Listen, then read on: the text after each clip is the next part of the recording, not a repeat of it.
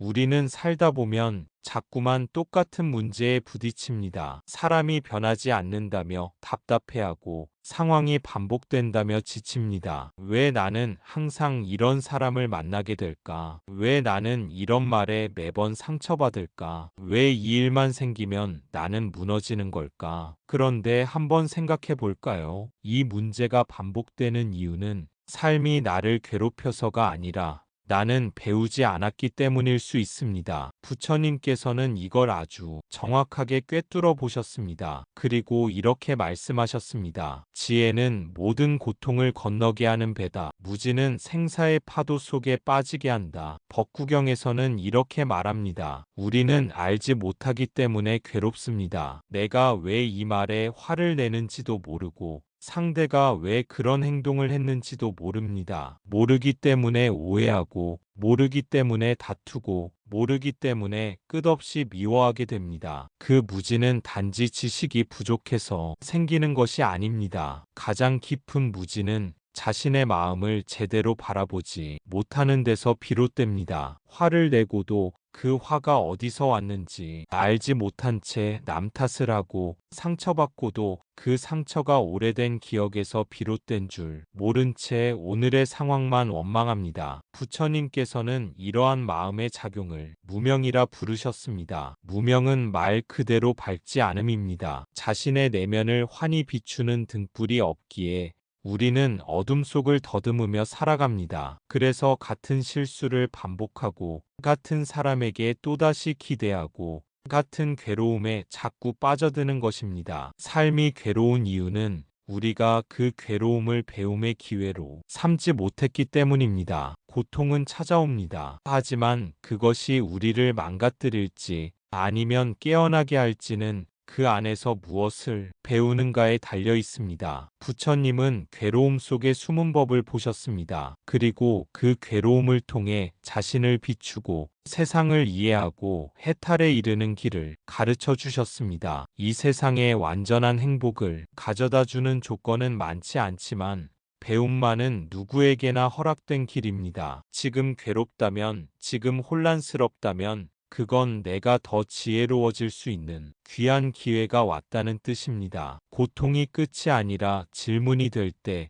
우리는 그 물음 속에서 배움을 시작할 수 있습니다. 그리고 바로 그 지점에서 부처님께서 말씀하신 지혜의 길이 열리는 것입니다. 누군가는 말합니다. 살다 보면 다 알게 돼. 그냥 살아봐. 시간이 해결해 줄 거야. 하지만 부처님은 그렇게 말씀하지 않으셨습니다. 그분은 말씀하셨습니다. 세월은 지혜를 주지 않는다. 지혜는 오직 배움을 통해 얻는다. 수타니파타에서는 이렇게 말합니다. 나이가 들었다고 저절로 지혜로워지는 게 아닙니다. 경험이 많다고 다 성숙해지는 것도 아닙니다. 그 경험 안에서 배움이 일어날 때만 우리는 성장할 수 있습니다. 삶은 그저 흘러가기만 해서는 우리를 바꾸지 않습니다. 수많은 시간과 사건이 지나가도 그 안에서 무엇을 보고 무엇을 느끼고 무엇을 깨달았는가가 없으면 우리는 여전히 예전의 모습으로 머물게 됩니다. 부처님께서 강조하신 배움이란 단지 머리로 이해하는 것이 아니라 마음을 통해 꿰뚫어 보는 통찰을 뜻합니다. 같은 일이 반복될 때 왜 자꾸 이런 일이 생기지? 하고 질문을 던지고 그 물음 속에서 자신의 습관, 집착, 감정의 뿌리를 들여다보는 것.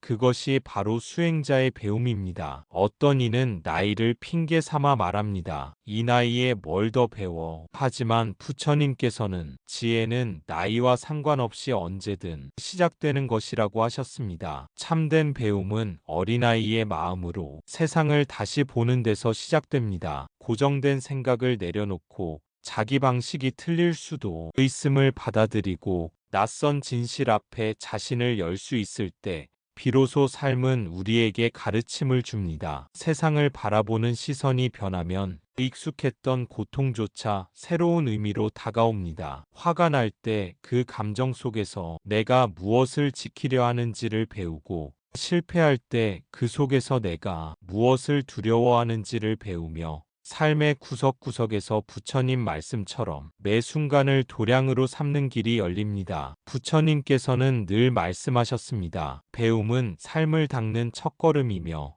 그 길 위에서만 괴로움에서 벗어날 수 있다. 그래서 배움은 선택이 아니라 지혜로운 삶을 위한 가장 기본적인 실천입니다. 그리고 그 실천은 지금 이 순간 당신의 마음을 여는 데서 시작될 수 있습니다. 당신이 지금 겪고 있는 그 괴로움, 사실은 배움의 문턱일지도 모릅니다. 사람을 믿었다가 배신당했나요? 그 고통을 통해 분별의 눈을 배울 수 있습니다. 무시당하고 외면당했나요? 그 경험을 통해 스스로를 돌아보는 힘을 배울 수 있습니다. 자꾸만 같은 실수를 반복하나요? 그 안에 내가 아직 모르고 있는 무언가가 있을 수 있습니다. 이걸 부처님은 고통 속이 진리라 부르셨습니다. 고통은 단지 괴로운 일이 아닙니다. 부처님께서 보신 고통은 그 안에 진리를 담고 있는 깨달음의 씨앗이었습니다. 그래서 그분은 괴로움을 피하라고 가르치지 않으셨습니다. 오히려 괴로움을 정면으로 마주 보라고 하셨습니다. 그 안에 나를 붙잡고 있는 집착, 나도 모르게 믿고 있는 생각들, 그리고 해탈을 가로막는 무명이 그림자가 숨어 있기 때문입니다. 사람들은 종종 말합니다. 그 일만 아니었어도, 그 사람이 나를 배신하지만 않았어도. 하지만 부처님은 그렇게 말씀하시지 않았습니다. 그분은 우리에게 되물으셨습니다. 그 일이 너를 무너뜨린 것이냐? 아니면 그 괴로움 안에서 배움을 놓친 것이냐? 우리는 고통 속에서 배울 수 있습니다. 아니, 어쩌면 진짜 배움은 괴로움 속에서만 가능할지도 모릅니다. 평온할 때는 보이지 않던 것들이 상처를 통해 선명해지기 때문입니다. 그제야 우리는 묻습니다. 내가 정말 원하는 삶은 무엇인가? 나는 무엇에 연연하고 있었는가? 나는 왜 그 말에 그 상황에 그렇게 흔들렸는가? 부처님께서 말씀하신 네 가지 성스러운 진리. 그 첫 번째는 바로 이 세상은 괴로움이다라는 사실입니다. 괴로움을 인정하는 것. 그것이 진리로 들어가는 첫문입니다. 그리고 그 괴로움 안에서 그 원인을 보고 그 멸함을 믿고 그 벗어나는 길을 걷는 것, 그 전 과정이 바로 배움이며 수행입니다. 당신이 지금 겪고 있는 그 일, 그 고통 하나하나가 부처님께서 말씀하신 진리의 현장이 될 수 있습니다. 그 순간을 놓치지 마십시오. 그 안에 당신을 자유롭게 할 가르침이 숨어 있습니다. 삶이 힘든 이유는 상황이 나빠서가 아닙니다. 내가 그 상황을 다룰 줄 몰라서입니다. 지혜가 없으면 아무리 좋은 기회가 와도 놓치고 아무리 좋은 사람을 만나도 상처받고 심지어는 스스로를 괴롭히게 됩니다. 그래서 부처님은 지혜를 배우는 자는 자신을 구한다고 하셨습니다. 누군가는 지금 외로움에 지쳐 있고 누군가는 지금 화를 참지 못해 관계가 무너졌고 또 누군가는 자기 실수 하나로 무너져 내리고 있습니다. 그런 우리에게 부처님은 이렇게 말씀하십니다. 스스로를 밝히는 이는 세상을 밝힌다. 스스로를 닦는 이는 괴로움을 떠난다. 자바안경에서는 이렇게 말합니다. 그러니 이제 그만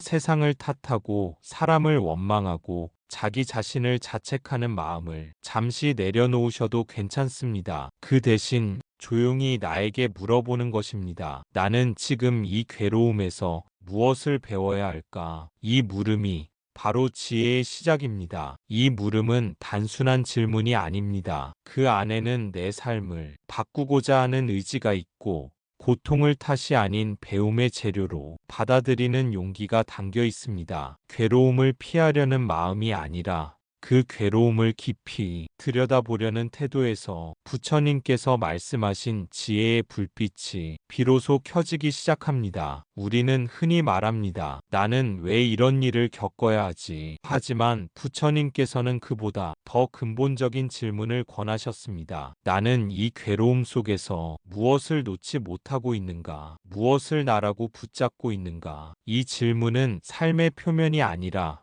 마음의 뿌리까지 내려가는 문입니다. 그 뿌리를 들여다보기 전까지는 어떤 해결도 일시적인 위안에 지나지 않습니다. 자신의 반응을 바라보는 힘, 집착을 알아차리는 능력, 화가 일어날 때 그것을 따라가지 않고 지켜볼 수 있는 깨어있음, 이 모든 것은 배움에서 비롯됩니다. 그리고 그 배움은 지금 이 자리, 숨을 고르고 나 자신에게 정직해지는 이 순간에 시작됩니다. 자바안경에서 부처님께서는 말씀하셨습니다. 지혜로운 이는 괴로움 속에서도 물러서지 않는다. 그는 그 자리에서 법을 배우고 마음을 닦는다. 그러니 우리가 지금 겪는 괴로움도 그 자체로 소중한 수행이 밭이 될 수 있습니다. 이 고통을 피하지 않고 바라볼 수 있다면 우리는 삶에서 도망치는 대신 삶을 깊이 배우는 사람이 될 수 있습니다. 그것이 바로 부처님이 제자들에게 가장 먼저 가르치신 있는 그대로 바라보는 법,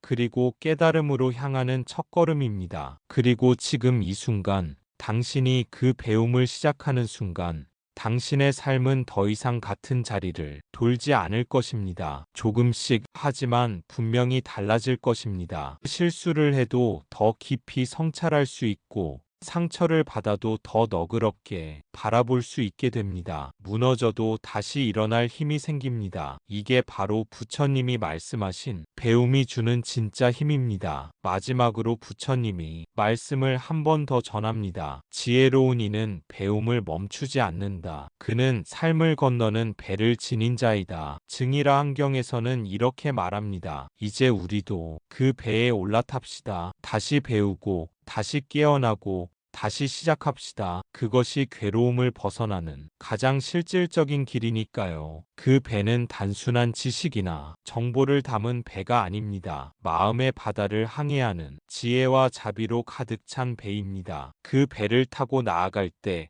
우리는 세상의 파도에 흔들리지 않고 중심을 잡을 수 있습니다. 어떤 폭풍우가 몰아쳐도 흔들리지 않는 내면의 평화를 발견하게 됩니다. 삶은 끊임없이 변화하고 예측할 수 없는 일들로 가득하지만 그 배를 탄 사람은 그 변화 속에서도 흔들리지 않는 중심을 유지합니다. 그 중심은 바로 배움을 멈추지 않는 자세에서 비롯됩니다. 배움은 우리가 맞닥뜨리는 모든 순간에서 나옵니다. 기쁨일 때도 슬픔일 때도 성공일 때도 실패일 때도 그 모든 경험이 우리를 더 깊고 넓은 지혜로 이끌어줍니다. 우리가 다시 배우고 깨어난다는 것은 과거의 무지와 집착에서 벗어나 진정한 자유와 평화를 향해 나아가는 길입니다. 그 길을 걷는 동안 우리는 더 이상 과거의 상처에 묶이지 않고 미래의 불안에 사로잡히지도 않습니다. 오직 지금 이 순간 깨어있고 배움에 열린 마음으로 서 있을 뿐입니다. 이 배는 혼자가 아니라 함께 타는 배입니다. 서로의 경험과 지혜를 나누고 서로를 돕는 가운데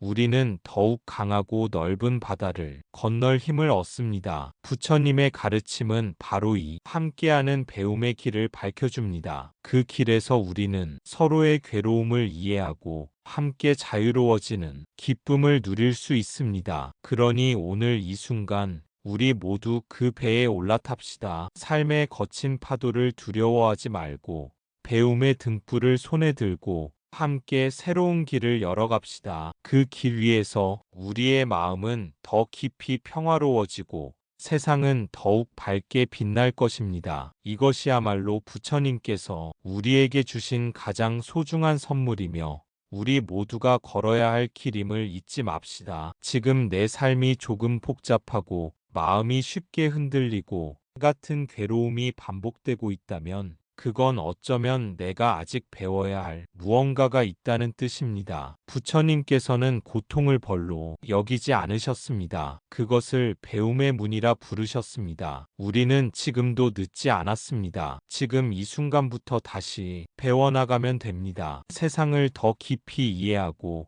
나 자신을 더 부드럽게 마주하며 매일의 삶 속에서 조금씩 깨어나면 됩니다. 지혜는 멀리 있는 것이 아닙니다. 지금 이 말 한마디를 마음에 새기며 다시 배우려는 그 마음에서 이미 지혜는 시작되고 있습니다. 부처님께서 늘 그러하셨듯 당신이 걷는 그 길을 자비와 지혜가 따뜻하게 밝혀주기를 바랍니다. 나무 아미타불 관세음보살, 지금 이 순간도 당신은 충분히 잘하고 있습니다. 그리고 이제 조금 더 배워가면 됩니다. 감사합니다. 구독과 좋아요는 저에게 큰 힘이 됩니다.